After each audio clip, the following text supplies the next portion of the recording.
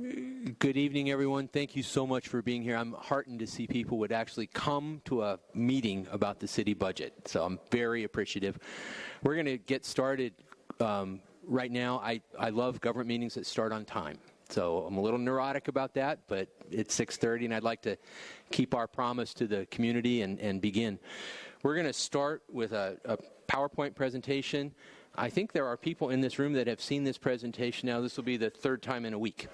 And so we will try and be very efficient and respectful of your time so that we can very quickly get to what I believe is the heart of this, which is everyone's questions. We're going to use an open microphone format and just pass around the microphone and let people identify themselves and give their name and ask their question or question. So again, thank you very much for being here.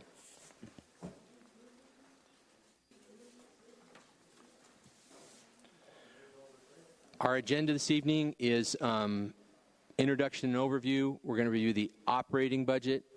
We're going to take a quick look at the capital improvement program. We're going to talk about the general fund. We're going to talk about financial trends. We're going to talk about implementation steps. And then, as mentioned, we're going to get to your questions. So please just hold those till we get to that portion of the evening. We identified a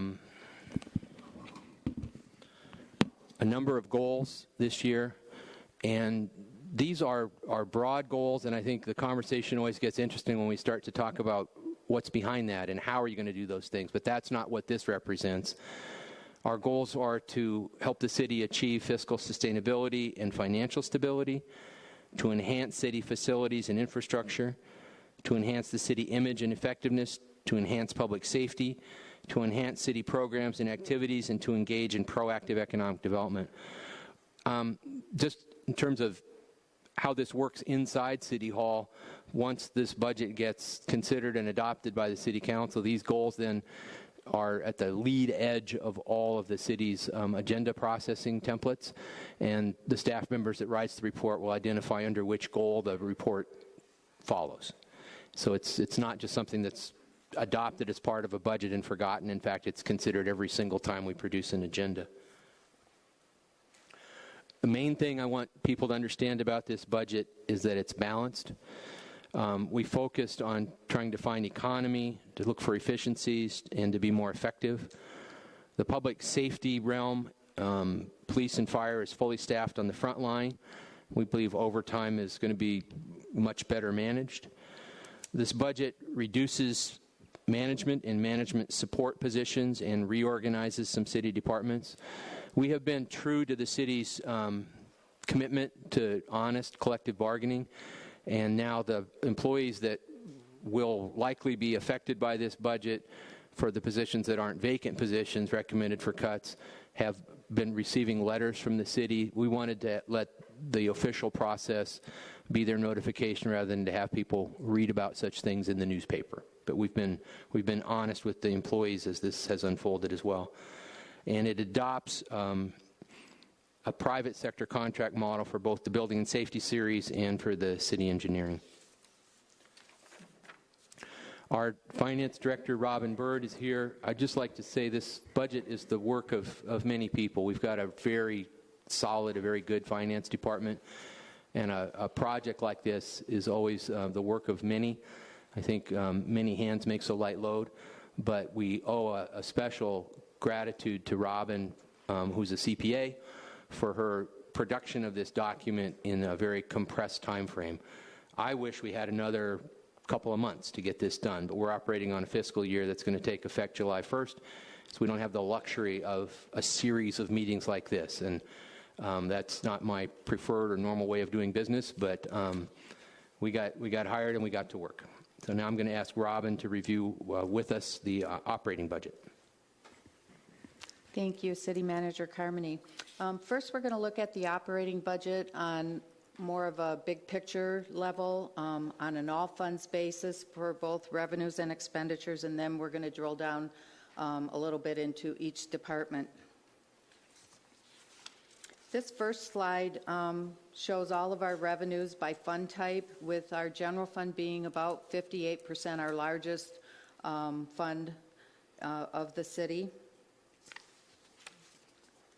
And then our expenditures on an all funds basis is $108.4 million, and again, a general fund is the largest piece of that pie chart. If we look at our departments, we start off with administration, and that consists of the city council, the city manager's office, the city attorney, and information technology. And this $2.8 million for that department is 100% general funded. Salaries are about 45%, with materials and services being 55%. This next slide shows personnel, and I'll highlight the changes on each of these for each department, the changes in personnel. We had last year a deputy city manager that was budgeted. It wasn't a filled position, and we did not budget for that this year. And also we have one admin assistant one that is a filled position that was cut. Moving on to the city clerk's office, there's about a $300,000 budget here. The salaries are the largest piece of that, being 82% of the budget. And the personnel here, they had 2 full-time positions. They still have 2 full-time positions, but I think it's important to note, although these charts for personnel only show full-time, they currently have 2 part-time people there that are not funded in the budget going forward. And finances budget is $19.1 million. The biggest piece of that, again, is our debt service, which is highlighted better on this chart. And then in the personnel side, you can see from this computer systems administrator and computer services technician and communications technician, those were moved last year into the city manager's office. They're still on here because we're showing a 4-year trend. And then there was also one admin assistant cut from the finance department. Human Resources, which consists of 3 funds. It's the Human Resources Department, which is general fund. We have the general liability and the workers' compensation funds. 8% of this budget is benefits and salaries. And so the largest piece of that, about 92% or $4.5 million, is materials and services. Changes in personnel in human resources. We did not fund an HR director in this budget, and that was the only change. The police department budget is $34.4 million. The largest part of that comes from the general fund, or 90%, and then they have quite a few small grants that fund the other 10%. Again, this department, as in several departments, is very labor intensive. I like to remind people our staff is our most valuable asset that the city has. Salaries and benefits are about 90% of that $34.4 million. And the personnel for sworn, there's one captain position right now that's vacant. Was filled by Chief Bell, and will remain vacant until there's a decision made on the chief position. We had 7 vacancies in police officer positions. One of those was filled last week before our city council meeting. We have one that's in the academy, and an offer's been made to that individual. And then we have 5 people in background. Should we fill all of these positions, it should cut our overtime substantially in the coming year. And then we have police admin, records, and jail personnel. We moved the code enforcement supervisor is moving to community economic development. And there's one admin one that's not funded in here, and there's a vacancy for a forensic specialist, which is not budgeted this year. And then this last one is the service group, which is not general fund, and there are no changes in staffing for that. I always say it's the last one, but it's not. Dispatch is the last one. And we have 5 vacancies there, and hopefully we'll be getting at least 4 of those. We did hold one in the coming year as vacant, so we're hoping to fill 4 positions there. Fire is $20.4 million budget. Again, it's very labor intensive.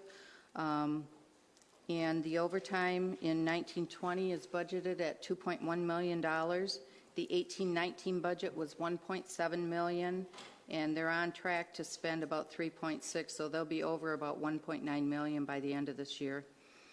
One of the things that we did this year is we added 1 revenue line item and 1 expenditure line item for the mutual aid that's provided during the year, and the revenue coming in is going to be, we project $273,000, and the expenditures are $207,000, which will net us $66,000 in revenue.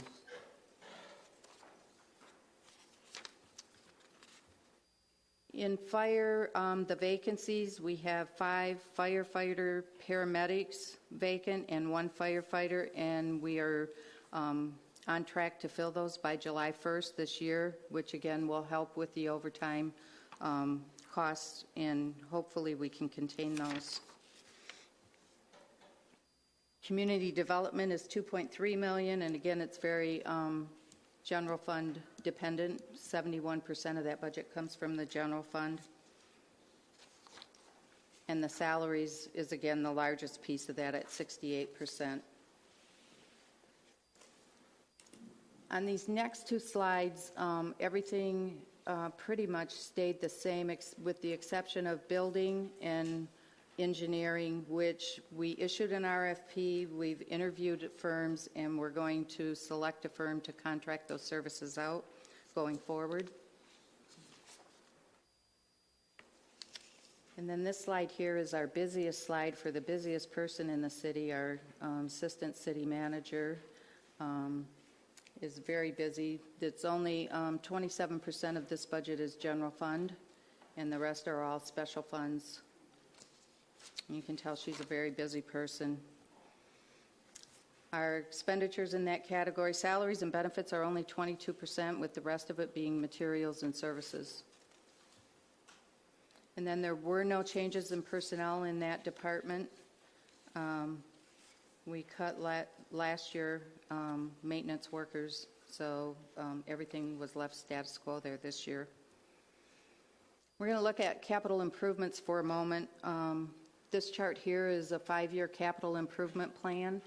The first column is 1920, and it's $8.3 million, and there are no general fund dollars in that budget.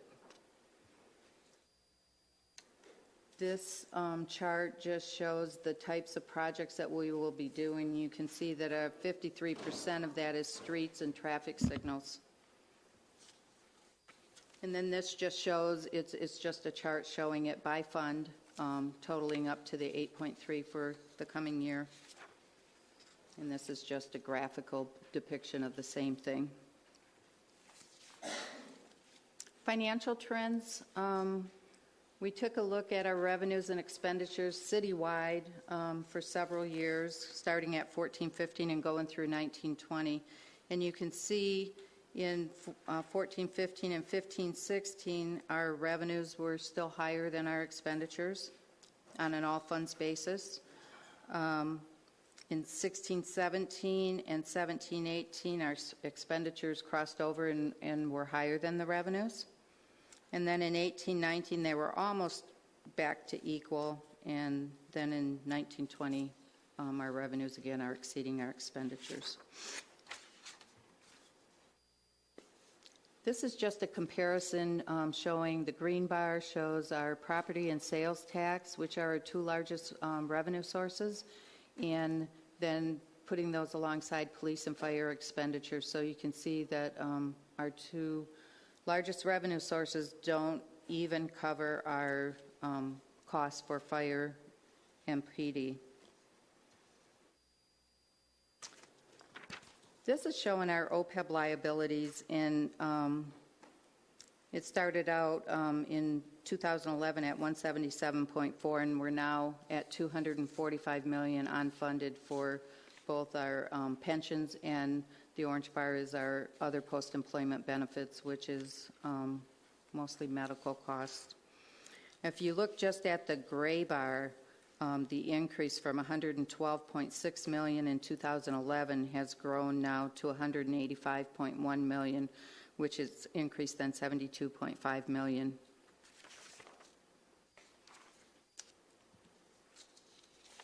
Now, just looking at the general fund, our sales tax revenues, they dipped down to be the lowest in 9-10 and have steadily increased going through. They peaked in 15-16, and I don't know what that is. I think that must have been some one-time revenue that came in that either a sale of property or something, but it's been pretty stable for the last 4 years at between 16.5 to 17 million, so it's been pretty stable. Property tax revenues, again, in 9-10 and 10-11 dipped in 11-12 to 17.8, and since that time they've steadily increased. Our general fund revenues, here's where you can see our property tax and our sales tax equals about 2/3 of our budget, or 67%.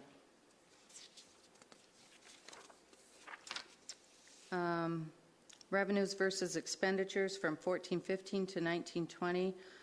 We have a $65.4 million general fund, and our revenues for those first 4 years were lower than our expenditures, and then the last couple of years they've been either equal to or greater than our expenditures, so I think we're back on track as far as that goes.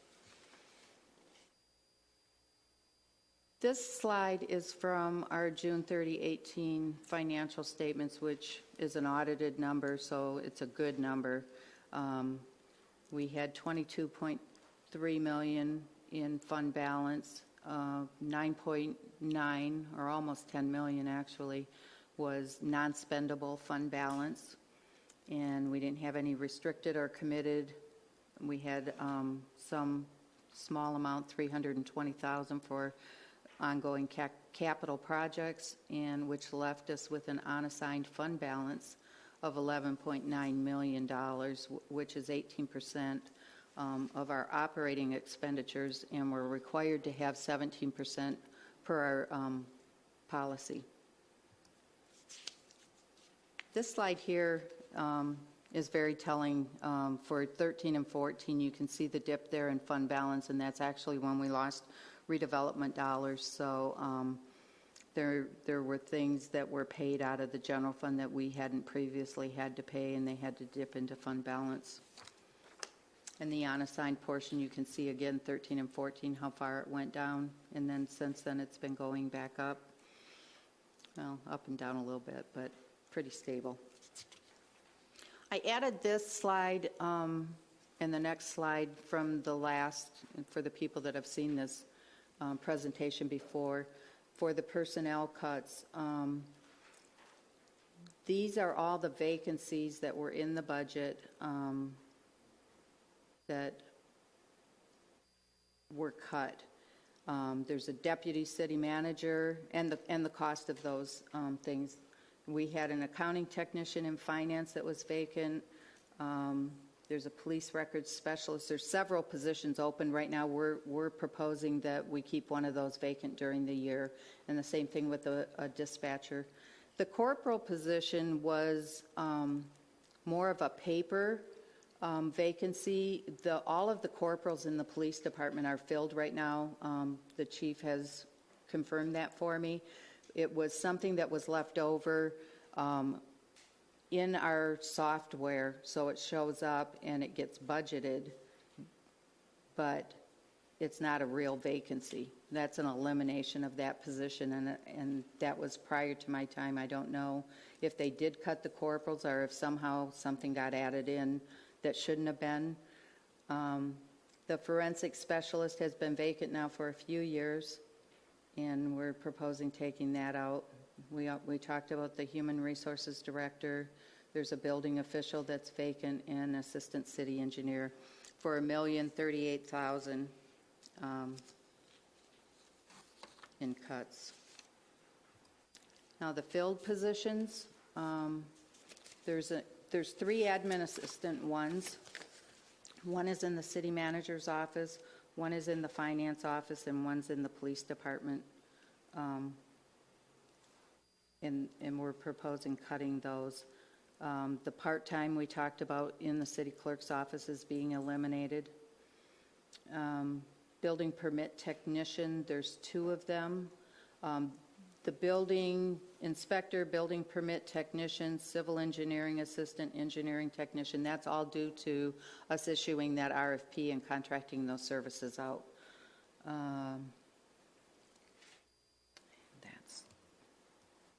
And now I'll turn it back over to our city manager to talk about our next steps. The implementation steps are practices of the city that I think as part of this budget we're going to need to continue to pay special attention to. The first bullet here, I think the point I want to make is that in the field of public administration, the most amazing thing, and it amazes me just about every day, is the extent to which things that are known in the literature as best practices aren't followed. And I think this city needs to do a better job in that area generally, and specifically in the area of environmental compliance. There are some best practices that are known and I think required, and I want the city to avoid getting in the position of having to respond to regulatory agencies for not following those. Second point, I think in all of the area of its unfunded liabilities, the city needs to first quantify those and then come up with plans to address them. Top of the list there is pension cost, which as it continues to grow, we've got it solved for this year, but it's going to continue, and it's going to continue to get worse. The Americans with Disabilities Act is another area that I think is ripe for the city to maybe do better. This is an area where when a city municipality gets sued, we automatically lose. There's no defense. You can't say the dog ate my homework. You can't say we tried, we're going to do better. You lose. Right now we're going through a little episode of somebody repeatedly suing over bus stops. Well, if there's not 3 feet clear for a wheelchair to pass, we're going to lose. And so what we're doing immediately in a couple of those is we're just taking them out. We don't have time to go back and move them around and get into compliance. So we'll get into compliance in a way that I think nobody wants, but we're going to get into compliance.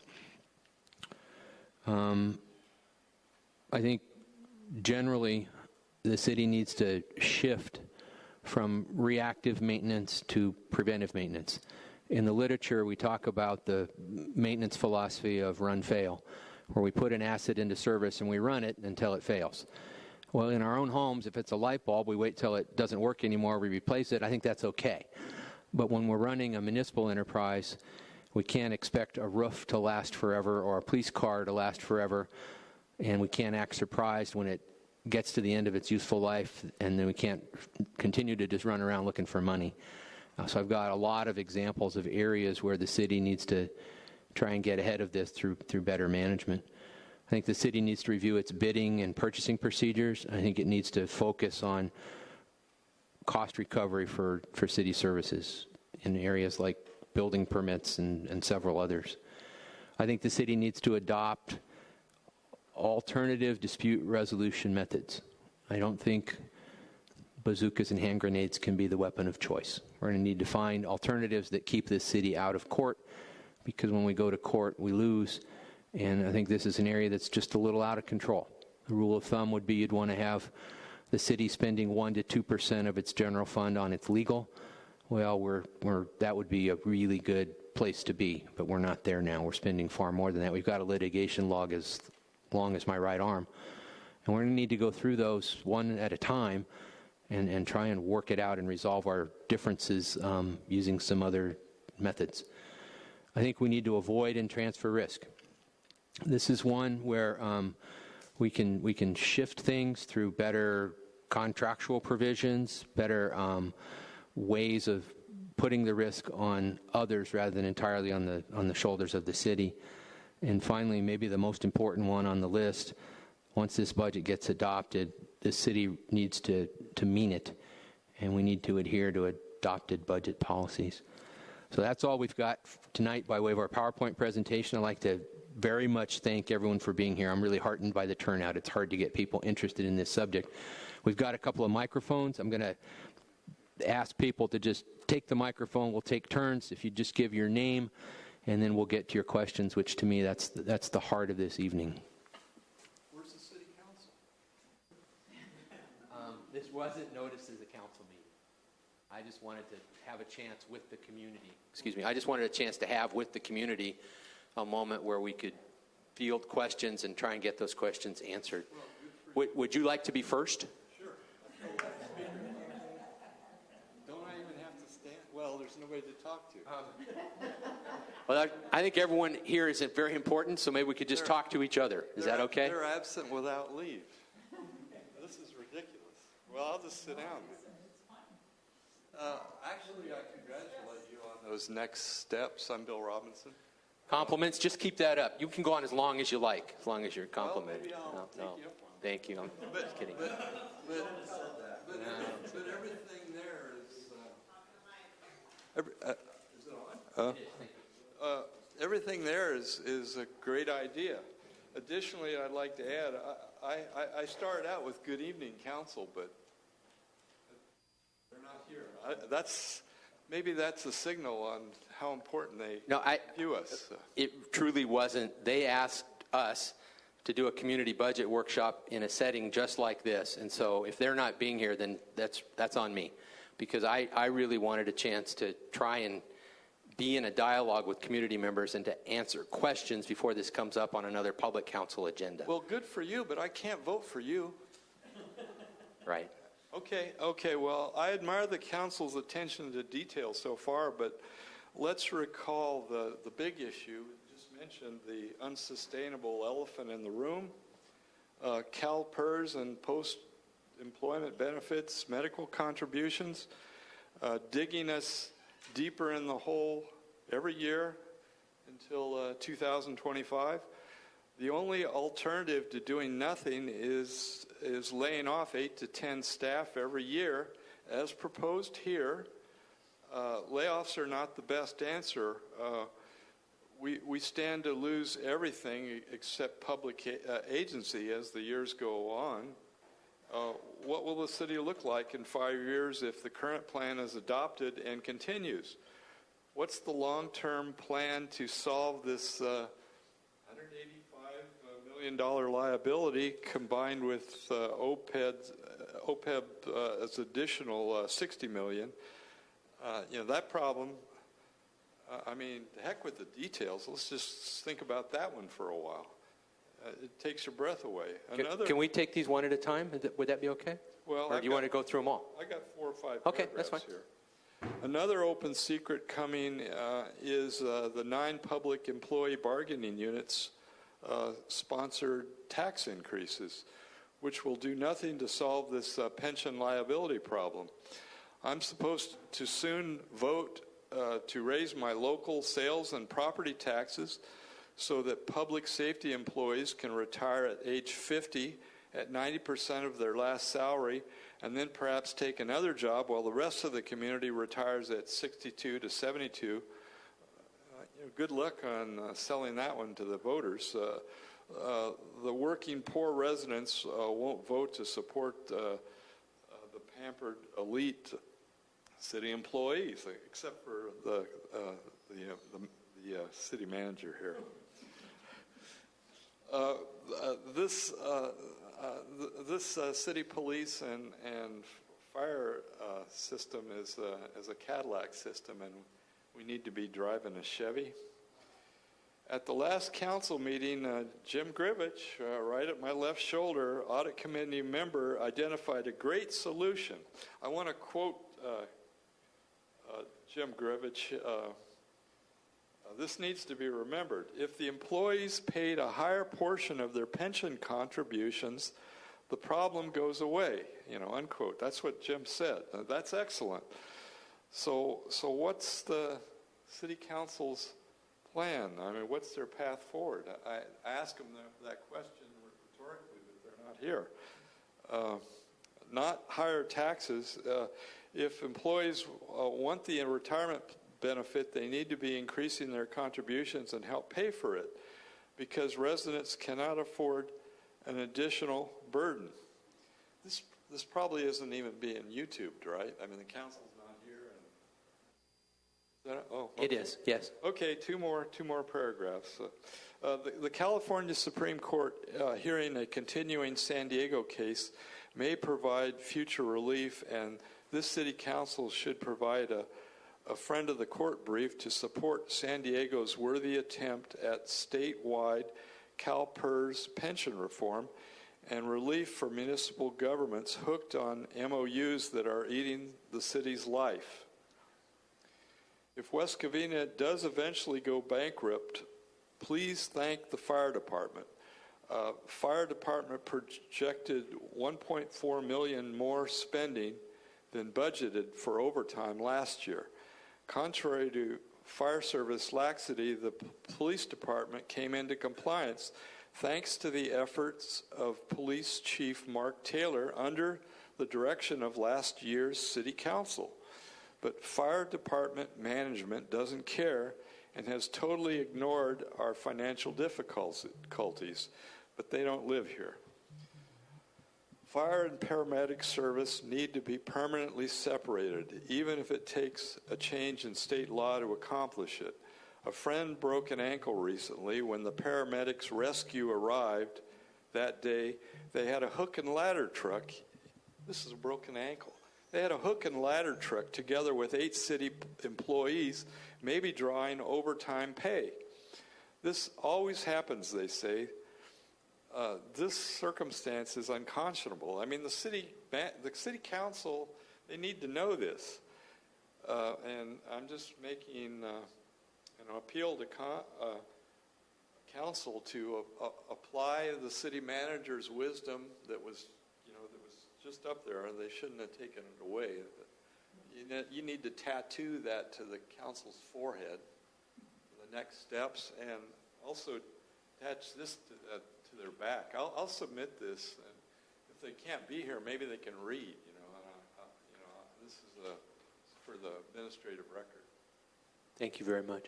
Okay. Before we turn to the next, I'd be happy to try and field a couple of those if I may. Please, thank you. Whoever gets this next. Who's next? Jim, do you want to be next? Wait. I talk too much. I apologize. He's right. No, I said I talk too much.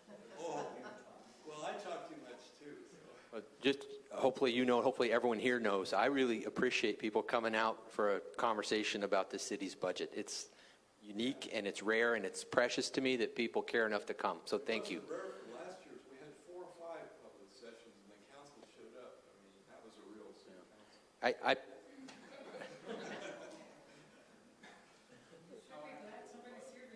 Yeah, well, at least 2 staff bothered to show up. Well, this budget was put together on a very compressed time schedule.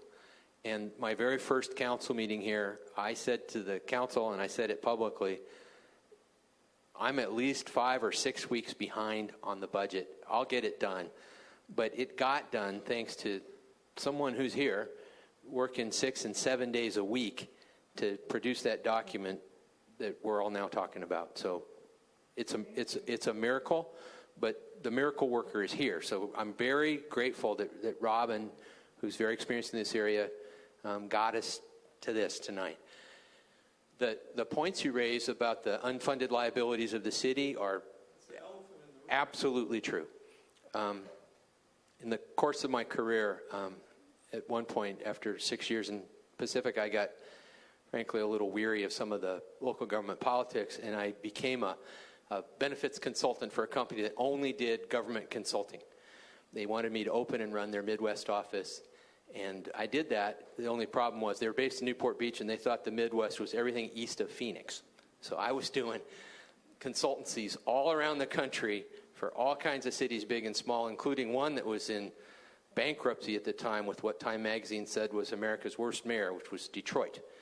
And they were, talk about being on the brink, they were so far over the edge they couldn't see back to see where the edge was. But the elephant in the room, the CalPERS, we're aware, the city council is aware, I think the employees are aware, everyone is aware. If we keep doing what we've been doing, it's well, I'm not sure I could cut another 10 next year and keep this up. I'm not sure I could. And so I think we're at a point where we're going to need to do at the table through a collective bargaining process, respectful of our contracts and our employees, and we're going to need to present this council and this community with some options. One of the ones that the Audit and Finance Committee looked at for the first time last week, I lose track of days, we've had so many meetings, was the idea of pension obligation bonds. Because if you look at the trend line, this is going to get worse and worse to the point where when it reaches $20 million, we won't be worrying about getting a 10% discount for our July payment. We'll be talking about which departments we want, which package of services we won't be able to provide. So we're going to need to address this. And I'm So back and forth, I don't support that. okay. I support what I quoted in my remarks about. I got you. Okay, thanks. Anyone want to be next? James.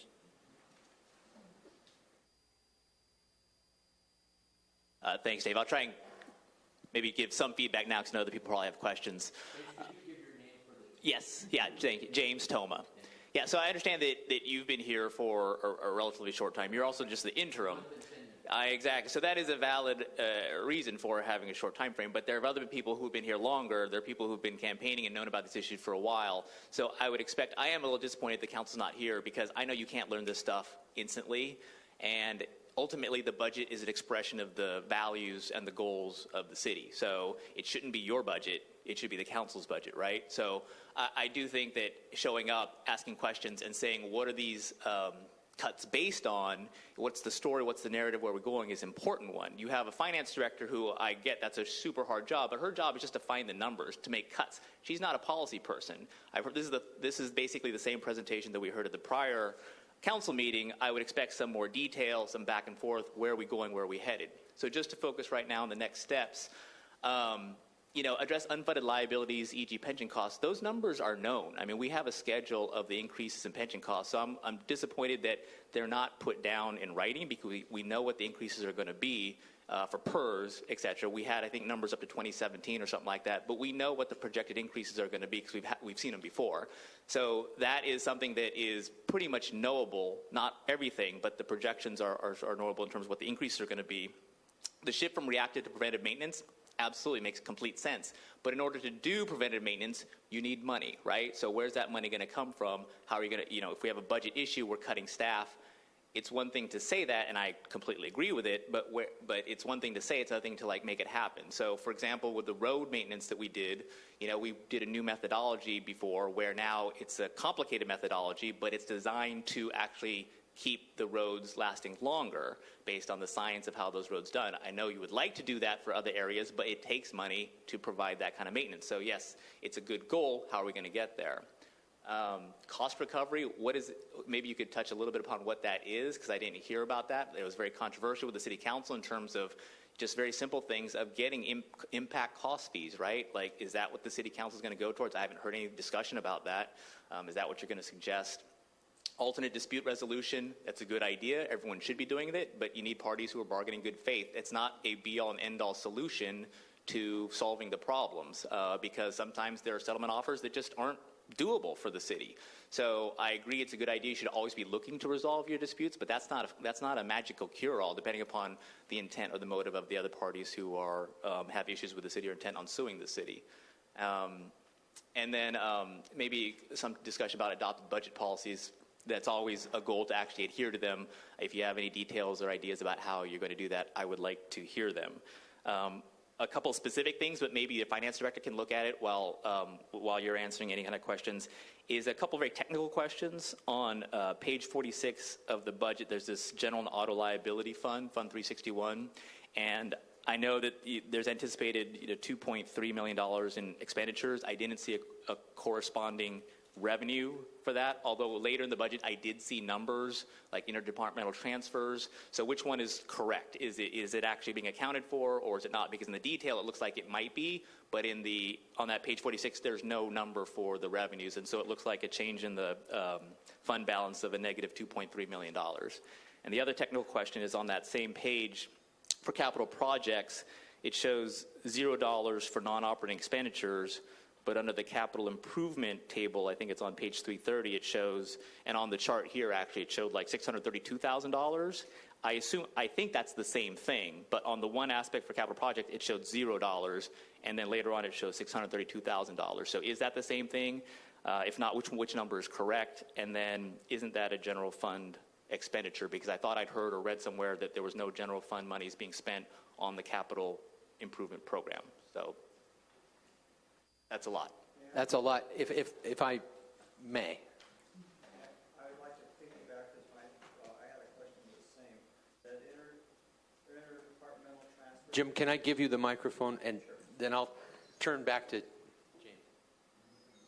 Interdepartmental transfers. It was shown. Oh, Jim Grovich. It was shown as the source of the money was shown as interdepartmental transfers to fund self-insurance, $2.3 million. But I couldn't find any source for that anywhere else in the document. So where was that money coming from? It's the same thing you said, James. I'm going to start with some of James's other questions and ask Robin to take the number questions when we finish with my responses. This, I think, was proving to be kind of an agenda or a template, but I'll start with the pension costs. This is not the pension meeting. We unveiled for the first time to the Audit and Finance Committee last week a lot of that data, a lot of that information, a lot of those trend lines, and asked them to take a first look at a pension obligation bond. Right now, we're carrying this debt, some $185 million, at 7% interest rate, and so I'm wondering, does it make sense to continue paying that if we could refinance that debt through some other means and invest the proceeds with CalPERS and pay bondholders rather than sending the money to CalPERS directly? In my career, I've done a pension obligation bond exactly once, so I'm far from an expert, but I've had a positive experience with that. I think it's always the devil's in the details and how are these things structured. But I think it's worthy of a look, and we're looking at it.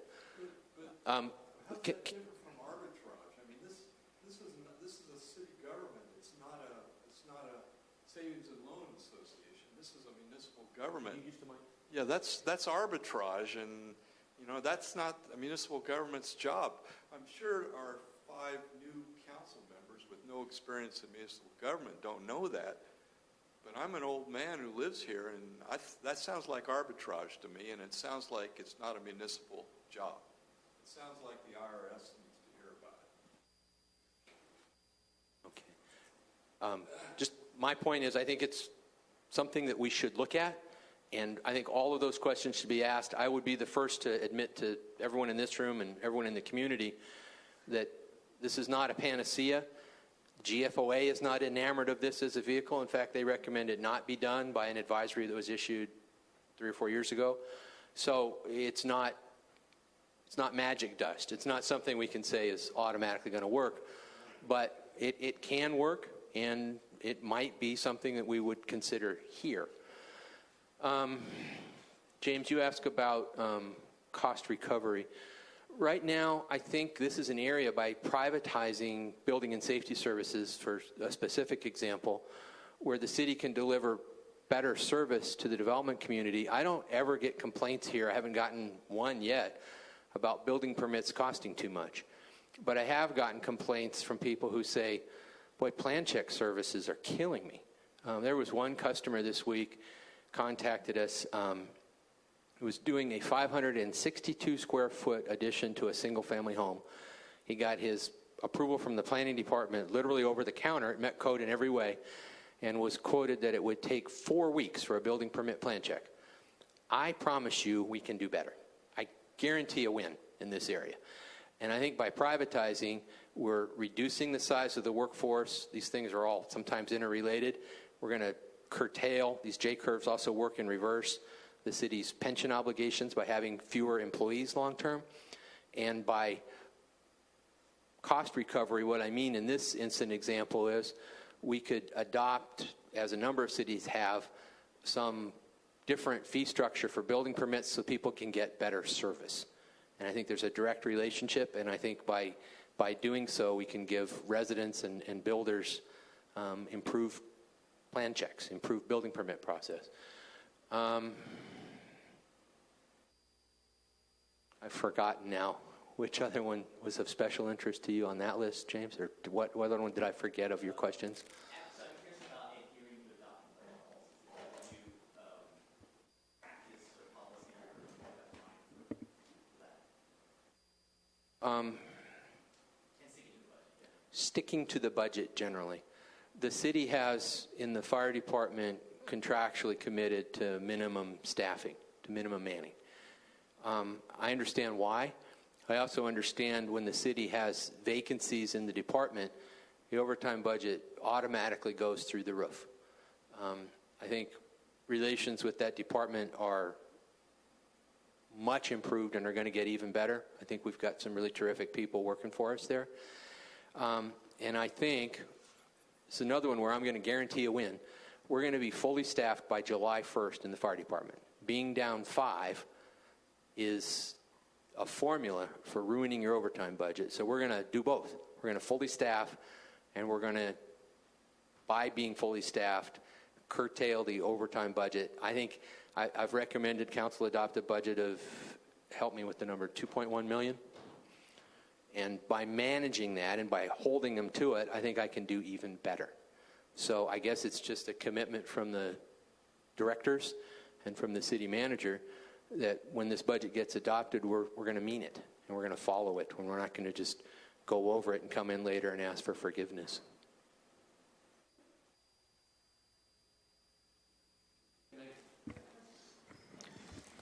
John, could you give your name for the record? Anywhere is fine. We're just doing this sequentially, just one at a time. My name's John Shoemaker, for the record. When you talk about adhering to budget policies, I hope one of the budget policies that's adhered to is one that for at least the last 5 years was not, which was balance the budget with phony numbers and cuts. You know, I made a remark about the same 6 police officers were cut 2 years in a row. Now, how can you cut the same positions 2 years in a row? The other thing that's been going on over the years is, you know, like things promised at Shadow Oak Park for 10 years. 10 years it's in the budget and it never gets done, mysteriously. Where'd that money go for 10 years? You know, hopefully the adherence to a budget policy will be that these are realistic numbers and that you put things in like you don't get surprises that we need $400,000 for a new dispatch system or our city will be shut down and you won't be able to dispatch people. That's what I'm talking about, a realistic budget, that you have numbers in there that you can actually say will occur. I hope another policy that the city goes along is if you get a 3% increase in revenue, you don't spend 5% more. That's been going on for a number of years. I think Mr. Grivich was the one who showed that time and time again for at least 4 or 5 years it was going on. You know. So there's a lot of things that could be done. One of the things that I do realize, and as I talk to people, is our city is like a huge aircraft carrier or battleship or whatever you want to do, and you need to turn it. You need to turn it around because it's going the wrong direction. After years and years and years of financial mismanagement, even if you start the turn today, it doesn't turn, 100 feet down the road. It still takes a while to go, and at least you've started the turn from that standpoint. Regarding people being here or not, yeah, we had how many budget meetings in previous years, and how accurate were the budgets? I know different people have different ways of approaching positions. I'm one who likes the city council or school board or whatever the case may be that are not asking basic questions in public, because it makes it look good to the public that we're paying attention. You know, my understanding is there are some people on the city council who actually ask questions beforehand. What that does is twofold. If in the past, when you were given a completely nonsensical answer, the person had time to think about it and go, that makes absolutely no sense. It was hilarious to sit here at meetings, and previous staff would give the consul at the time one answer on one thing and give them the complete opposite 5 minutes later. But because you're going through the stuff, you don't really catch it. You know, so hopefully our council is spending time doing that, so they don't get snowed, have smoke blown, where, that they can be a little bit. So, that part of that is city council's, job to hold and getting the right people in place. And we haven't had the right people in place for a lot of years. It's that simple. The proof will be in the pudding when it comes, next year at this time. How close were the numbers? I know it's extremely difficult. When I talk to different employee groups and their representatives, one of the things they repeatedly say is, we don't know what the real numbers are. How can any group, or police or fire or anybody, if you go to them and say, we're $3 million short, we need you to help us out. And then the numbers come along and it wasn't $3 million. We were over, or whatever the case may be. So you've got to prove that to people, the accuracy of it, from that standpoint. So, that's what I'm hoping happens, is that you can actually prove to the residents, to the employees, to critics like me, that these are real numbers. I'd much prefer you walk in here with a budget that says, we're out of balance X number of dollars, and here's the reason why, that we're going to have to take money from reserves because we're going to have to spend $400,000 for a dispatch system. We have to repair vehicles. We have to do this. We have to do that. And you have a realistic number than to say we have a balanced budget, we're not touching our reserves, and in 3 months you're coming in saying we have to buy $100,000 worth of vehicles or have $100,000 worth of repairs. I wish the city would also, when it has programs, supposedly we transferred our fleet maintenance to a local company that was supposed to save us tons of money. Nobody ever gave us a report that said what that tons were. I'm pretty sure it was approved, and we lost a lot of money doing it. So that's some of the things that we have to look at.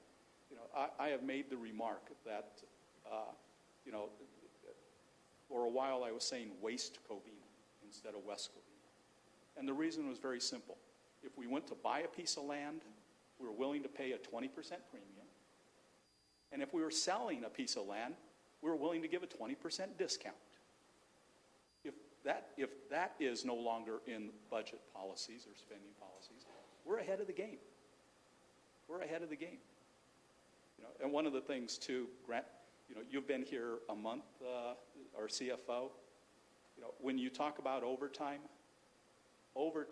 perennially has been half of what it was supposed to be in the budget, purposely. I had 2 previous city managers say we do it purposely. Well, the reason was it was going to be covered by asset forfeiture funds. You couldn't claim that in the budget. So they knew, off books, that's where the money's coming from. We're going to get X amount of dollars to cover it. 2 city managers told me that, and 1 CFO. So, I hope it's a real number, that you have there, and that we keep moving forward. We've had a lot of problems, and hopefully we'll turn the corner on the problems, and that we can sit here and look at the numbers. Next year will be an election.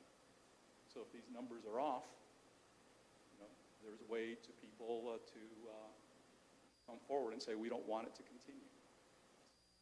But one of the things I have to say to Bill when he talks about the lack of experience on the city council, well, at least one of the people on the city council has 13 years elected experience on the school board. And they're ones who, while the city was going in the toilet, actually was increasing reserves. So, we talk about tax increases. I hate tax increases, but at the same time, if they're used for the right things, people are going to support them. We'll take it from there. Thank you for your time. What about the question I mentioned about arbitrage, exchanging a 7.5% PERS debt for bond debt? This is savings and loan or municipal government. What about that?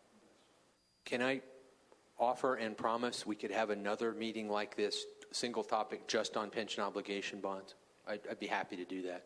I didn't bring my pension obligation slides tonight. I know the chairman of the committee has some strong feelings about it, and I want to hear all the voices, but I'd be happy to come back actually am happy to hear. I think if we're operating under some rational authority, we're welcoming of scrutiny and taking questions. And so let me put that on an IOU list, and we'll have another community meeting and just talk about that topic. It is one of the biggest ones. I think what we're trying to do in this budget is tell the city council, tell the community, maybe not what they want to hear, but what they need to hear. I think this is an honestly balanced budget. Can I repeat it again next year, given expenditures that I know are going up? I'd be surprised, but we're gonna give it our very best. And I think the track record in my career has been 30 years of honestly balanced budgets and 30 years of clean audit opinions. And so I think we know what we're doing. And if we're wrong, we'll come here first and talk to the city council about where we are. Are every single one of these numbers going to be perfect? Probably not. But I think we're gonna get there together. Talk about arbitrage, but why don't we also give equal time to Jim Grivich's solution? He mentioned it at the last council meeting. Believe me, I hear you. I'm meeting with my fire union tomorrow. Loud and clear. Colleen, will you give your name for the tape? Hi, Colleen Rosati, elected city treasurer. Thank you. Good evening. My questions are really based on the 2019-2020 preliminary budget, and I have some questions directly from the book itself. On page 47, item 119, Air Quality Control Improvement Trust. In 2017-18 and 2018-19, it was budgeted $141,000 in revenue to be expected. This year, it's budgeted $695,200. There's an increase in revenue projected of $554,000. What will you do differently to generate this kind of money that wasn't done in the past? And if you're successful in the increase, why wasn't it done before? First of all, I'd like to say I'm going to have to check that number. I put the budget together based on what the departments give me. That seems like an awfully large increase to me, and I can come back to the next city council meeting when we present the budget for adoption with a response to that. Okay, Robin, thank you. It's page 47 and it's item 119. My second question is also on page 47. It's item 169, park acquisitions. Budgeted for 2017, 2018, 2019 was about, it ranged from $500,000, then it went up to $3.9 million, and now there's no budget at all. My question is, I know that we got some revenue during that time frame for the sale of the Sunset property. My question is, has all the monies from the $3.9 million been spent, number one? And if so, this is a question from the public, where are the new park spaces that we've acquired, their location, and how much did we pay for each one? Again, I'd have to look into it. Okay, thank you. Wait a second. Nicole says she has the answer. On page, I have this printed out so I can give you a copy, Robin. On page 49, item 4325, administrative citations. I thought this one was interesting. What was the number again? Page 49. Item number 4325, administrative citations. Okay. Is this going to be, somebody's going to be cited if they take the stapler home or paper clips, or I don't know. What does this mean? Anywho, in 2017-18, it was budgeted that we were going to get revenue of $2,000, and 2018-19 it was $5,000, and now it's up to $15,000. What is an administrative citation, and how are we going to be able to increase it by $10,000 from last year?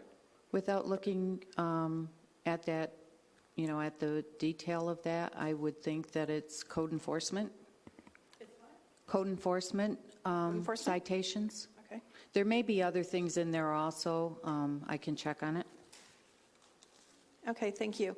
On page 50, item number 4657, ambulance subscription fee.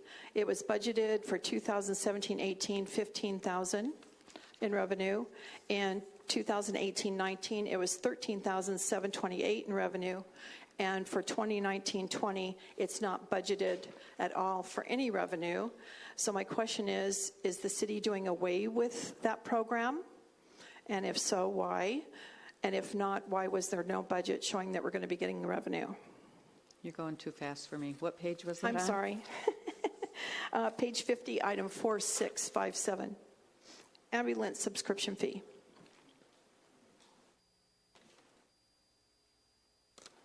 And the last couple of years, we've showed about $15,000 in revenue, and this year we show nothing in revenue.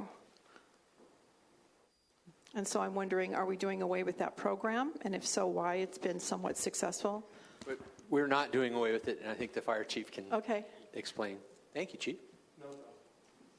So no, we're not doing away with it. I'm going to look him. Acting Fire Chief Mike Campbell, for the record. Yeah, we're not doing away with it. I'm going to look into why it's not line items on there. The management analyst that I go to for that question isn't here tonight, but I will make sure I have the answer to Mr. Carmody by tomorrow afternoon. Okay. Well, they talk about one of the programs we're trying to do is to get better compliance with the ambulance subscription program. It's such a great program that we have, but a lot of the problem is getting that information out to everybody who might need it. One of the things we're going to look to do is put that program out there and then let people opt out of it through a partnership with one of our other providers in the city.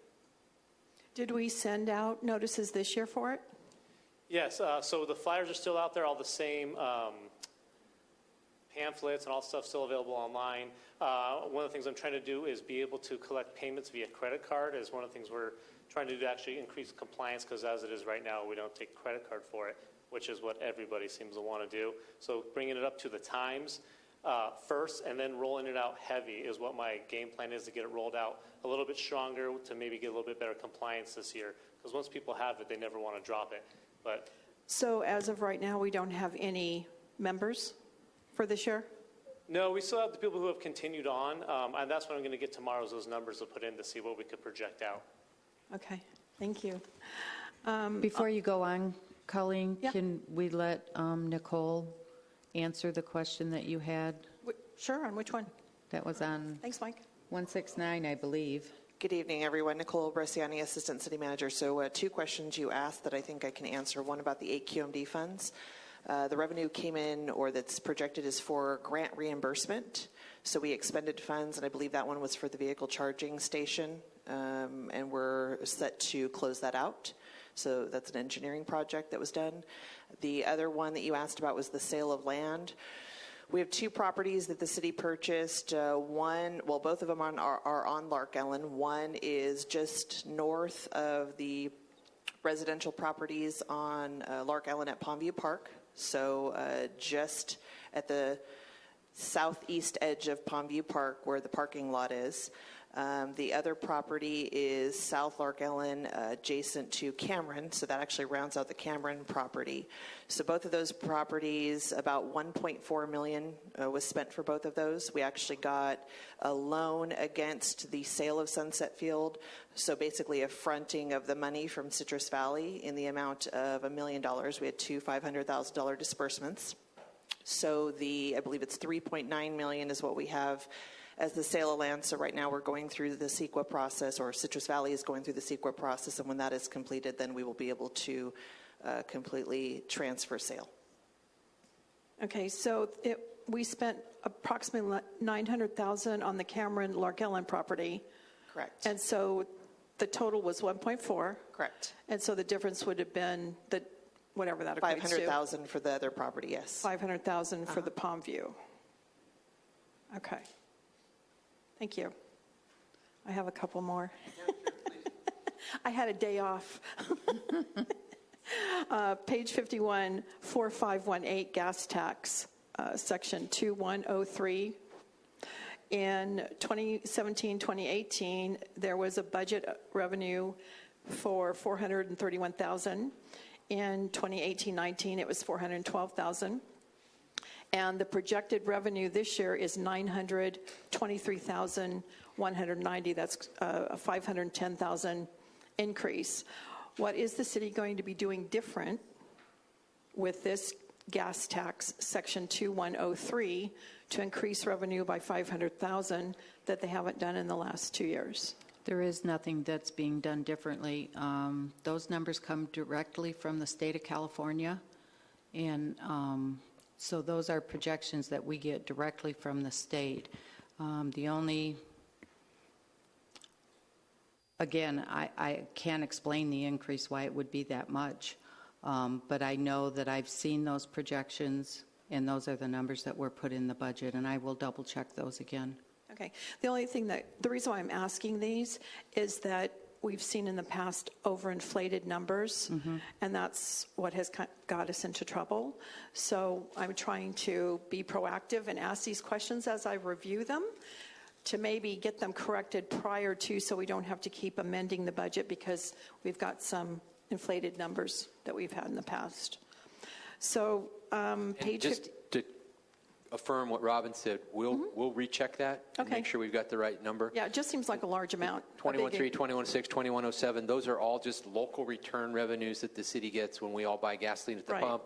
A portion of that is local return money for these different categories. I would say of all the areas, I mean, you're looking at triage and trying to address alligators under the rug and find problem areas. The streets is an area that the city's, I think, doing really well. I forget the numeric score. It was a 79 or an 80. But whoever came up with that pavement management program, I think, knew what they were doing and is doing it correctly, because I think the streets are in pretty good shape. You can always do better. But this was not an area that I think was going to come to the top of the list in terms of problems needing attention right away. Well, in looking at the gas tax, the different sections that there are, gas tax section, that one just seemed to have the highest increase out of all. So it caught my eye. I hear you. We'll take a look. Okay, thank you. And then on page 57, 365 fleet management, it was budgeted for $1.2 million. In 2018, it was $1.4 million, and this year it's $1.8 million, increasing by $377,000 from last year and $518,000 from 2 years ago. If this is money being spent on repair and maintenance of city vehicles, then who's going to be doing the repair? Will another city's auto dealership be doing the repair? Does this mean that those dollars will be then going to a different city, that sales tax that we'd be losing out? The account that you're referring to is all three of those things. It's maintenance, it's when they crash, it's replacements. And we were just talking about this area this afternoon, Robin and I. I think the fleet is an area that probably is going to need some of my attention, and it'll get some. I hear you. 367 vehicle replacement. There was a budget of $100,000 in 2017. 2018, there was $140,000 budgeted, and we've zero budgeted any monies at all for any vehicle replacement. And what's the reason for that? I've actually talked to our fleet manager last week and asked him those questions, and he has assured me that there were some vehicles bought in the current year, and he thinks that he's good for the coming year. So that's why there's nothing budgeted in this current year. Okay. I only have two more. On page one, there's a page missing, 127, and it's from the Finance Department. And in each one of the other different departments, you have an organizational chart. Yeah, But the Finance Department is missing one. It somehow got left out, and it will be in the final document. Okay, thank you.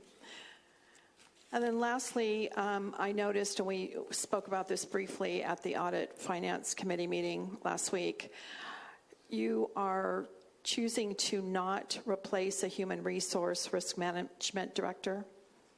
Leaving this open is a risk, in my opinion, for future lawsuits. The city, we tried to doing this in 2013 and 2014, where the finance director was acting as the HR director and the finance director.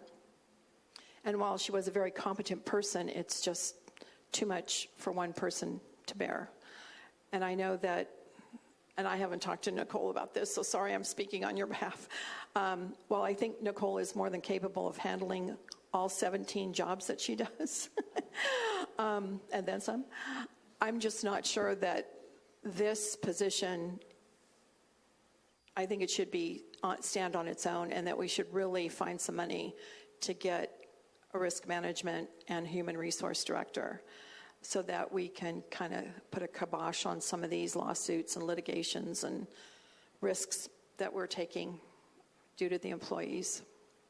Thank you. This was a point that was made, I think, pretty loud and clear, pretty cogently at the Audit and Finance Committee last week, and I agree. We're trying to find some way to meet some of those needs, and I don't know if we can come up with enough dollars by eliminating part-timers and doing some other things that we're looking into to refund a director position, but we definitely have staffing needs there that are critical, and we're going to try and work on that between now and when this document comes back to the council. We're going to try. I hear you.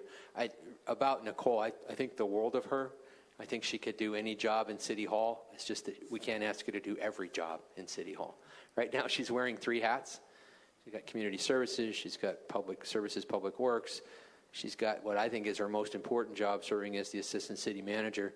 That's 3. No, Under the new budget, agree. we're also asking her to wear 3, but we're going to take away the public works and bring in a half-time public works director to deal with a lot of these issues. And I recognize that we've got some staffing needs there. Loud and clear. I hear you. Can we pass the microphone, and then I'm happy to keep going until once everyone's asked. Mr. Carmody, this is going to be a brief question. The San Gabriel Can Valley... we trouble you for your name? I'm asking everyone Moreno, for the tape. West Covina resident. I didn't hear. Phil Moreno, West Hi, Covina Phil. resident. Thank you.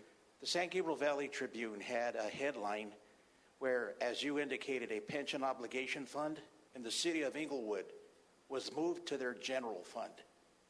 And I was stunned to read that.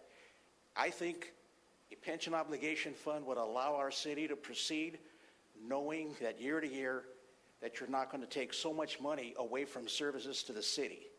So I see that your idea of having a pension obligation fund is a good idea. But as a taxpayer, I don't want this city down the road lying to the taxpayers and saying, oh, now we're going to move that money to the general fund. If it is a pension obligation fund, let's get rid of that headache.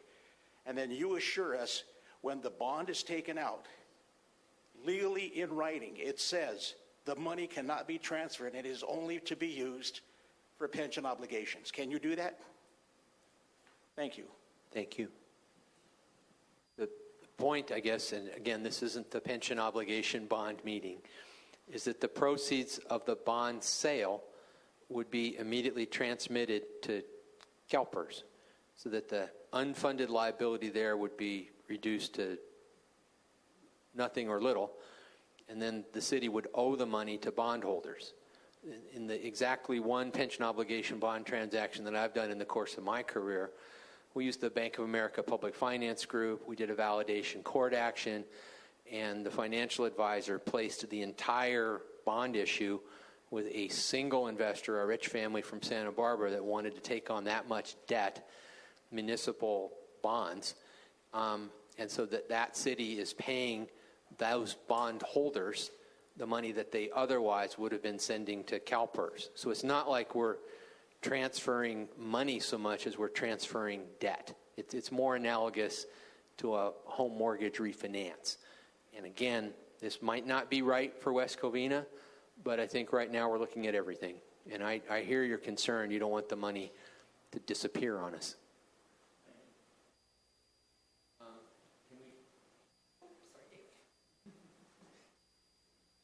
Thank you.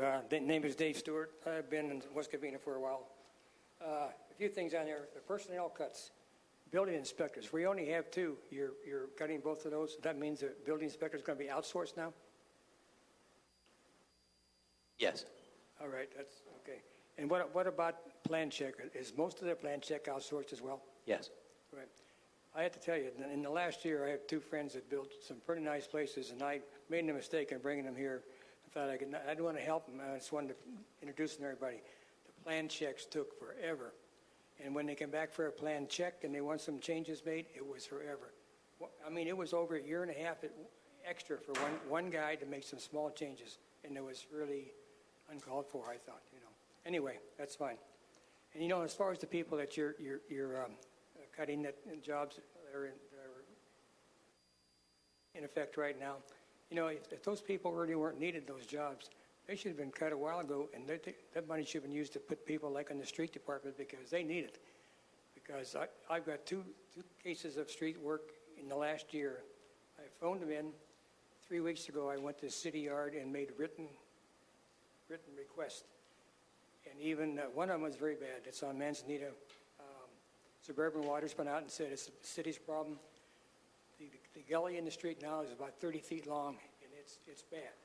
Manzanita and Vine, right in front of my house. They had a problem and had to dig up the sewer about 5 years ago. It's a square piece. It's about 5 feet wide and maybe 20 feet long. Okay, it's down about an inch now. Everybody goes around it because they know they're going to hit that thing and it bumps, and nobody's fixed it. And it's been going on for a year. Anyway, that's just one thing. I'll look at that. Robin's right. going to write down the address. And I'm really concerned about. I know we're short on code enforcement. I mean, I know Terry does a good job, but we need more help because I've been in the city since the 50s, and it looks so bad right now compared to what it did then. There are so many homes that need work on them. I mean, they should have a letter or a posting or something right away. I mean.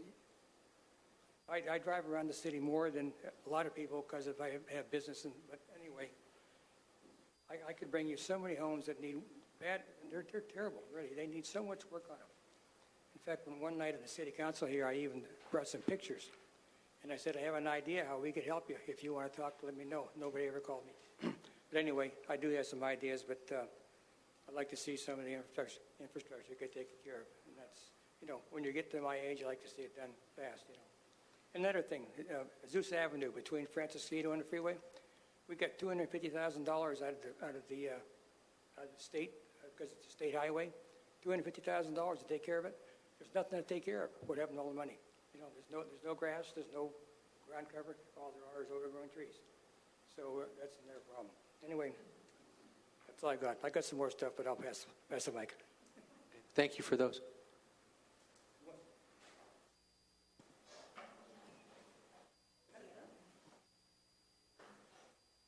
Hi, my name is Renee Chavez, for the record. I wanted to go back and talk about a couple of the things and I have a couple of questions.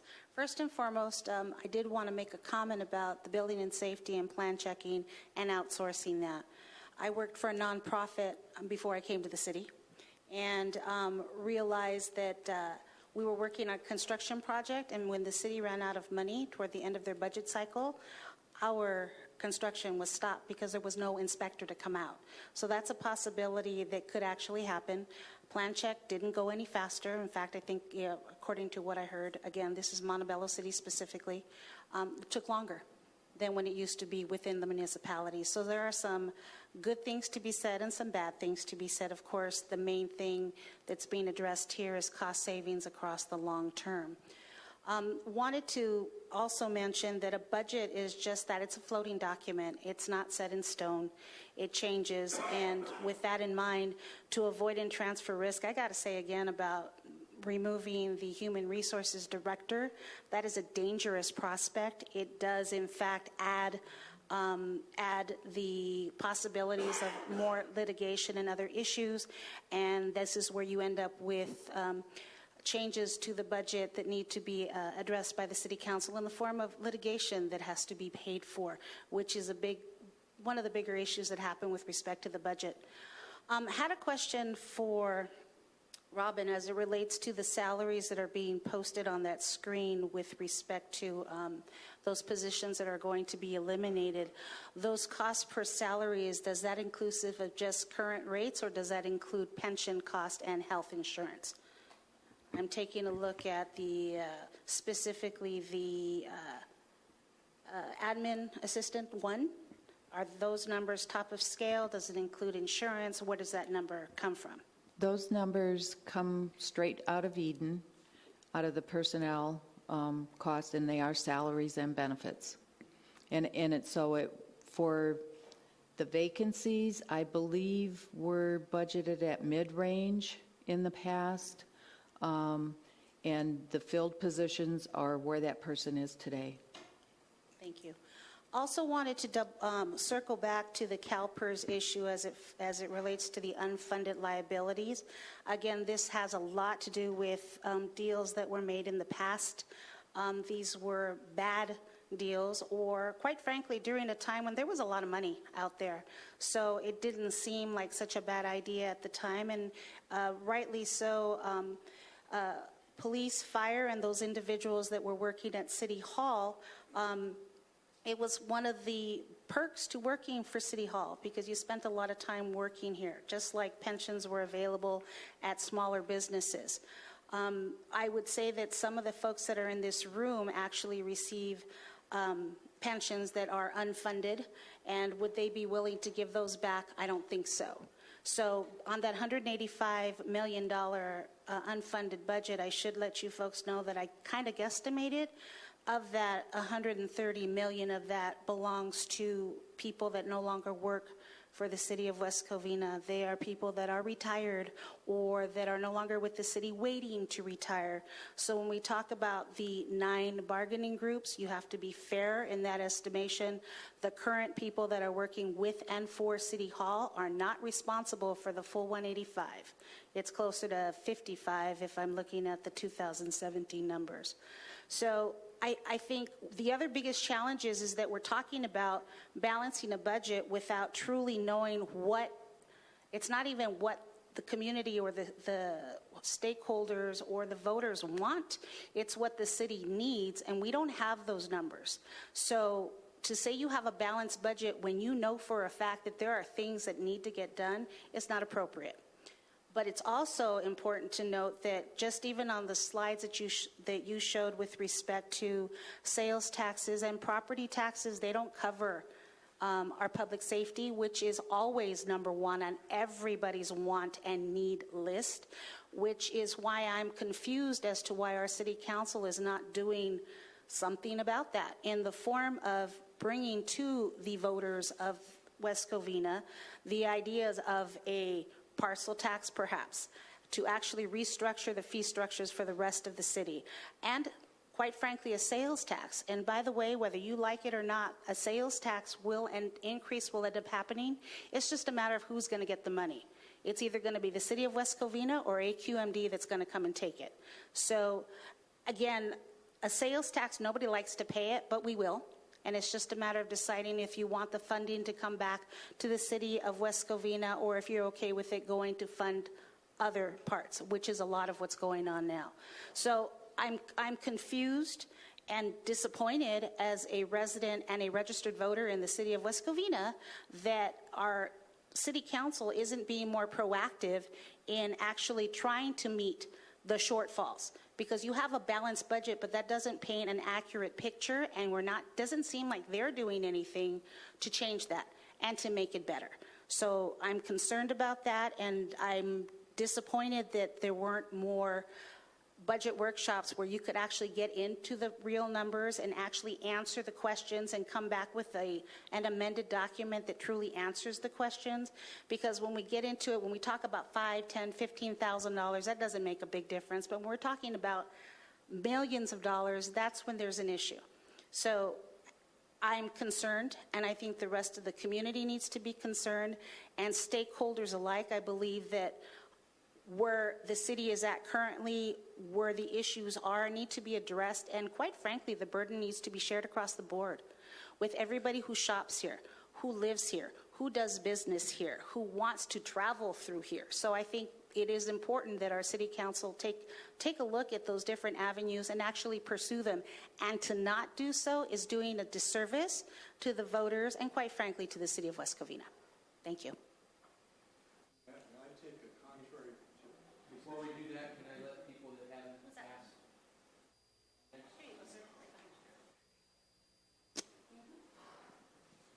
Good evening. My name's Art Rebrovich. I was thinking of what this man said over here about code enforcement. We live here in the city for the last 30 years, and we've watched the residences and buildings go to pot. This city is on a downhill run. I've lived through Southgate. I've lived through Huntington Park. And I've witnessed some of these things in my lifetime. I hate to see that happen here. I moved here for a reason. He's talked about code enforcement. You don't have anywhere near enough code enforcement. You're 111 or 14,000 people here. This isn't a little city. This isn't a little city. I don't know where the money's coming from. You need more code enforcement to keep the city up, and then enforce it. Absolutely enforce it. Contracting out building and safety as a retired county building inspector. The county started contracting out building inspection in the late 80s. And the last I've been told is they're bringing it back in-house because it doesn't work. You lose control of your city. This city doesn't have really good control of this city. Drive down the street, look how many enclosed garages have been made into something other than a garage. You can't have that. You run your city down doing that. I know what it's like because I've inspected those things. So, any event, you need more code inspection. You need your building inspectors, and you don't have enough of them either. Not because I'm a retired building inspector, but because you need to bring it under your wing. And when you let it out to go, it's gone. How are you going to get it back? I don't remember who it was brought about lack of financial responsibility. I don't know if this could be done. I brought it to our mayor when I talked with him. I think past council members should be brought back and maybe looked into lack of fiduciary responsibility. Having sat on the board of directors of our California Association of Professional Employees, and we did something, the lawyer who sat in our meeting said, you sure you want to do that? You can be sued for lack of fiduciary responsibility, and I'm sure you know about that. And there are people here that should be taken to task for that also in this city. I'm sorry that I've come here so ill-prepared. I'm winging this off my head, but just listening to people talk here, they're a lot more eloquent than I am. So I think you do just fine. I hear you. I need to be more involved coming to these meetings. And I can't think of anything more too old. At 75, things go out the other ear. I'm done. Thanks for being here and thanks for commenting. Is there anyone else that hasn't spoken? Oh, one more.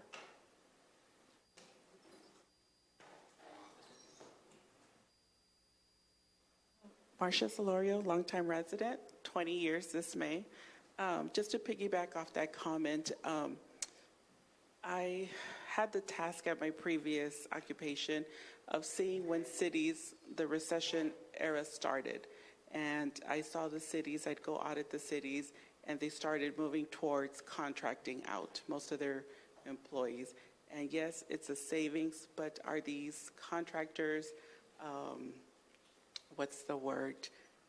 They aren't dedicated. I don't want to say dedicated, but they don't really care about the city as much as an employee would. So again, off his comments, so if you contract out too many positions, it's a big risk at the end because it's a job, they get a paycheck, they move on. Here, if we have an actual employee, they care about their pension, right? They want to do a good job, and it's just more, it's a better investment for the city. And because like public works and engineering, that's a big high risk. I saw all the cities when they started contracting out engineering specifically, many of them got into issues because nobody was providing any oversight. So they gave awards of projects to their own firm. And so we need to also make sure, because we have procurement on here as a next step and making sure we're overseeing that, is we need to make sure that's done. If contracting out is one of our avenues that we're looking into. And so because we did approve the procurement policies a few months back, and they were a very good start, but I did notice the piece missing was the monitoring piece, which tends to happen, but not enough staff or resources. So that was just mainly just a comment. No response needed. My name is Sylvia Reprovich, and my concern also is a human resources person, and mostly because first, what I see within the city is it doesn't seem like there's accountability. That's a big one. I see, like you're saying, there's a lot of suits that are occurring in the city, and we're losing. Why is that? So maybe part of the problem is that we need training for employees. We need to make people accountable. We need to make sure that there's follow-up to make sure that everybody is doing their job correctly. And I don't see any of these things going on within the city of West Covina. And also we're talking about contracting out. I recently called the city because, one, I had to call about, you were talking about Azusa. It seems like from Francisquito on toward the freeway, they don't seem to pay attention to it. But if you go on the other side of Francisquito, you should see they take care, they trim. And one time we asked the employee, hey, how come this side of Francisquito doesn't get any maintenance? Well, it's who you know. And there's an important person that makes sure that his side of the community is taken care of. So we are very well neglected. Even the red zones on Azusa, I had to call and thanks to Mr. Johnson, he made sure that from Francisquito to Michelle that the red zones were painted. I mean, it's all faded. It looks ugly. Maintenance, we had all that rain, and before, when we had the city employees, they would come around at least twice a year and spray the weeds. I haven't seen that in I don't know how long. I called the maintenance department. I asked to talk to Mr. Aguilar, who they told me was in charge. I left a message on his answer machine, didn't respond. I called again, left another message, no response. So then by the third time I was upset. So I said, you know what? This time I want to talk to his supervisor. So somebody connected me with the secretary. So he said, let you talk to his secretary. So I said, fine. And I told her what the problem was. I said, you're talking about trying to save money for the city. If you would come and spray the weeds and get rid of the weeds, because even in the cracks, the weeds were growing. I said, if you spray, that's salary savings, because otherwise you're going to have to come and redo the whole street. And I was lucky. Somebody came. Now, this is what they did. They came and they only pulled the weeds that were sticking out. They literally, and they only pulled them from my address to the cul-de-sac, not the whole cul-de-sac to Michelle. I couldn't believe it because my neighbors were all watching. So then I called the city again, and I said, what about spraying the weeds? They didn't do that. And she says, well, we'll have to look in our contract. We don't know if that's part of the contract. So apparently the contract's coming up June.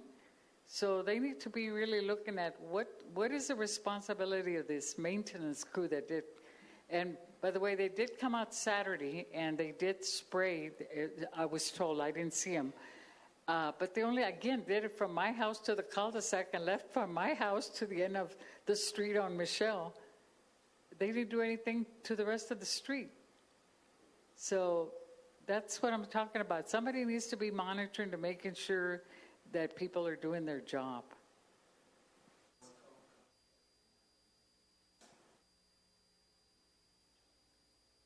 I just wanted to talk about something that was said earlier. That page that had the personnel cuts and a dollar amount, I'm sure those numbers are understated. I've been looking at Transparent California, and the pay is substantial. Total compensation, sorry, I got to say it exactly. Total compensation is substantially higher than the numbers shown here. This looks like it may only just be regular salary. And I'll be specific with the corporal. The police in this city, I believe, make roughly $30,000 a year in overtime.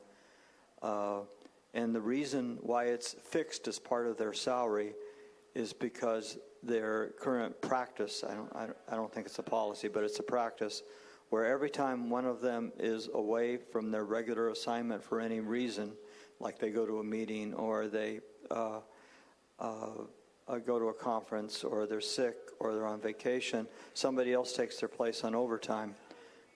So the overtime is built in, and that would be $30,000 right there. And then there's premium pay that's not part of regular salary. That's earned from collect. There's health benefits, pension benefits, and I'm just saying, covered California, basically, for example, with the corporal, it would be about $250,000, not $140,000. So I won't go into that anymore, but I wanted to comment on it. The next thing is there's one line item that I noticed that I'd just like to ask what happened. Last year in an account called self-insurance, the budget was $2.1 million, but the actual expenditures were $4.9 million, which was an overdraft of $2.8 million, a lot of money. And I was curious what happened. Where'd that come from? Do you have a page number, Jim? I haven't. It's under Human Resources, Okay. I'm sorry. Fund 361.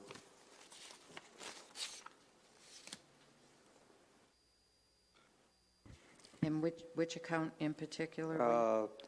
It's 1620. It's the whole thing. 1520. Okay. It's a division called self-insurance. Yeah, I'm looking at the page.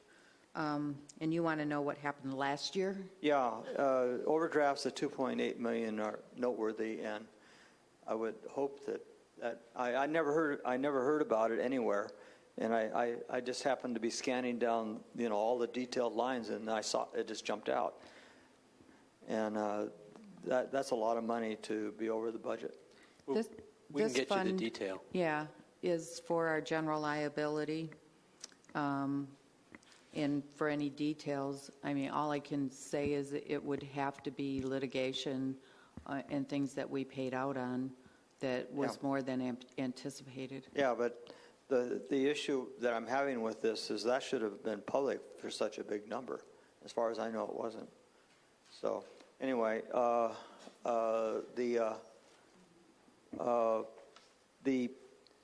other thing that other people have said, and I want to reinforce it, I think of the human resources thing, I like to refer to it more as risk manager than human resources, because I think the city will spend more money, and I'm just using the self-insurance claim thing as an example. If the city isn't vigilant about risk and somebody looking at it all the time in every way, the city's going to pay tons of money. And I have no idea what the source of this loss of money was, but it's easy to imagine lots of things going wrong if nobody's paying attention. That's basically what I'm trying to say.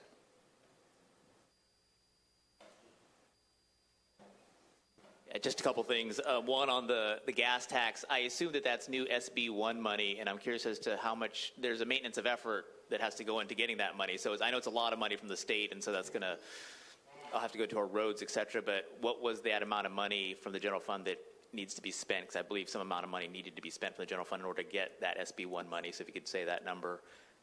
The other thing is, someone mentioned the fire department, reminded me of the issue with engine number 4, right? It was a huge issue last year.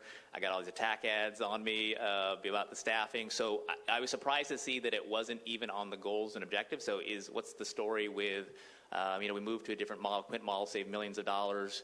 Long term, I was just very surprised because at least one councilman had said that we have the money for that, which was wrong, I think, but he believed it. So what is the story with that in terms of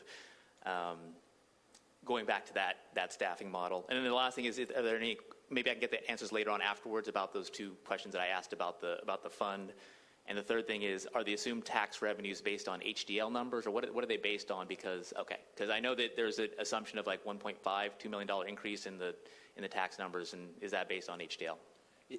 To take the last one first, those projections are based on the consultant firm Hinterleiter Delamas, and actually we've received some criticism that maybe those are understated. One of our audit committee members was taking us to task just about this much, suggesting that we were being too conservative in that area. I think we're going to be pretty close, but it's a fair question. The maintenance of effort, Robin, do we have an answer on that one, or do we owe him that? Oh, Nicole, in her role as Public Works Director. The SB1 funding, we were holding off at first because we didn't know what the revenue was going to be projected at, and it didn't make sense to put up about $500,000 if we weren't going to get very much. But it turns out that the SB1 wasn't overturned, and so it looks about like 560,000+, so call it 600,000 that the city has to put forth in order to receive $2.1 million. So that makes more sense in terms of what the city is going to receive moving forward.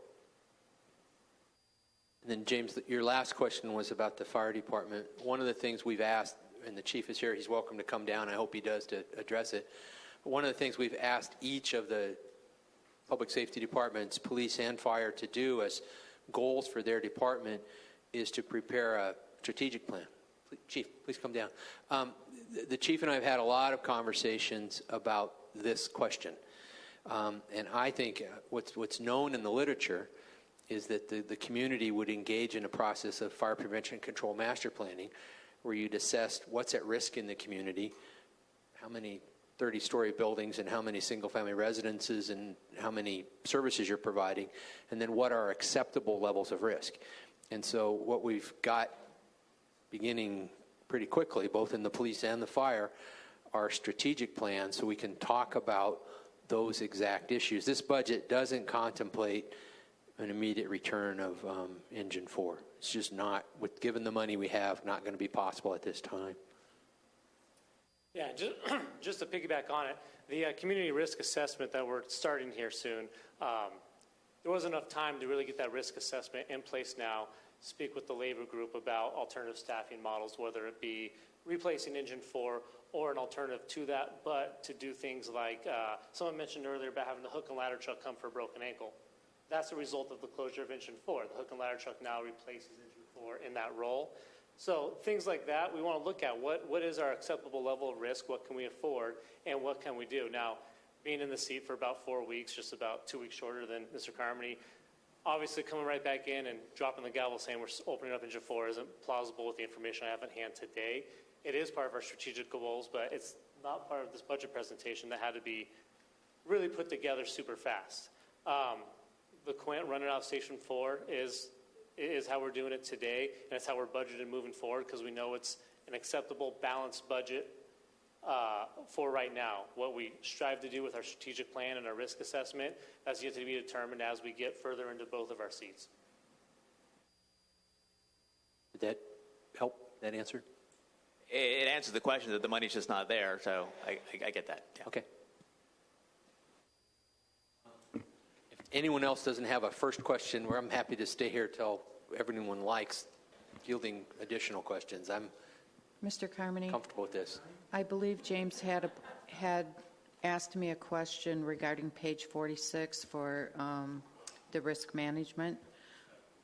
If you look at page 152 of the budget, and I know you probably don't have a copy of that with you, but you will see at the top of that page there is revenue that equals the expenditures. And where that comes from is it gets spread across all the departments. So that was where you see it on page 46 and it's blank for the revenue. I will insert that. That is an error. But it has been included, the revenue has been included in the budget. What was the question on capital projects? $632,000 and whether or not that was missing on page 46 for non-operating expenditures under capital projects. Because later on in the CIP summary, it shows that amount, but I didn't see the corresponding amount under capital projects, whether that's general fund dollars or what.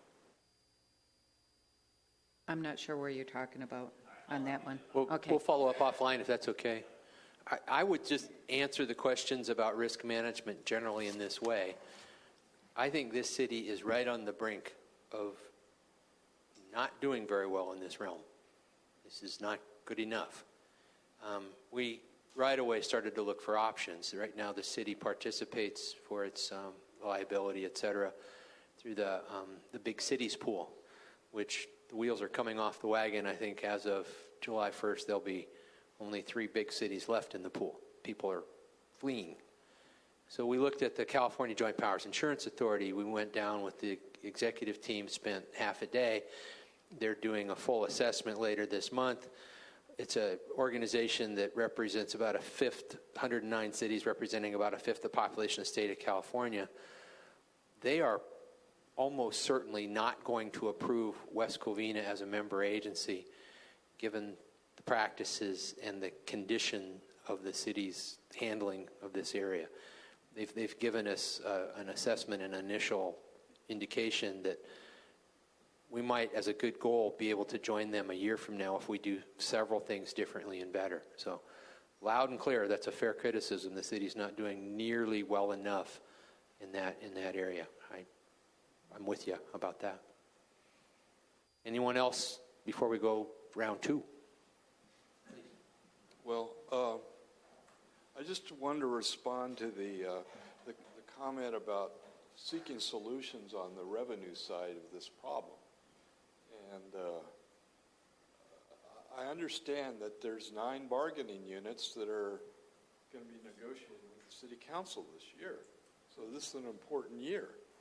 And instead of talking about property tax and sales tax and more revenue, I think it ought to be on the 9 bargaining units.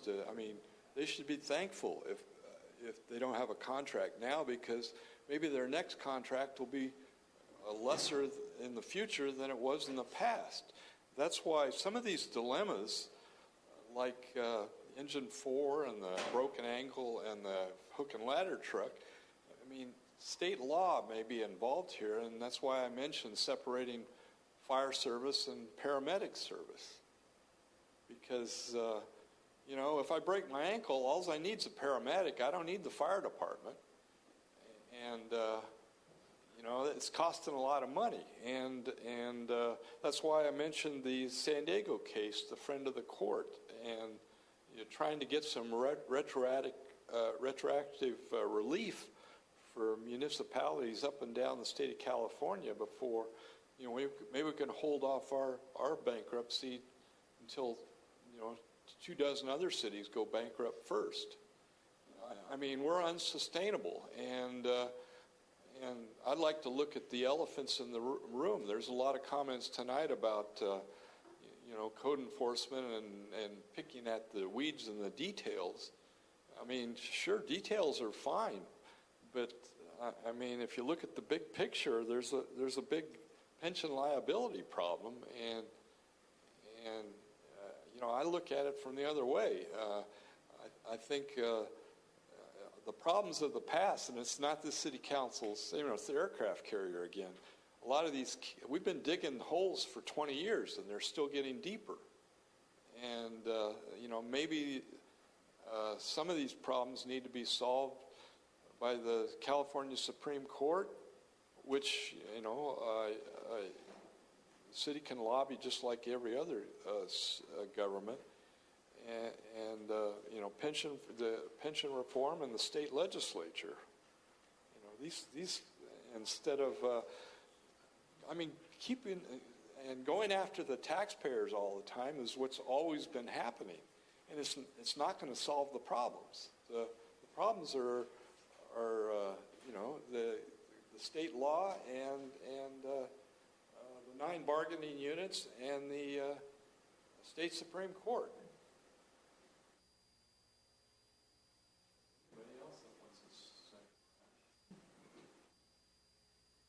Sometimes I know people aren't comfortable asking questions in a public setting, so I'd like to offer, if anybody wants to ask questions of Robin and I, once we conclude, that we are available to just stick around after class and talk to you one-on-one, and also available at all times by phone and by fax and text messages. I tell people my cell phone number's on my business cards, and I don't do this for a hobby, so I don't want people to feel shy that they can't contact me if ever they have need.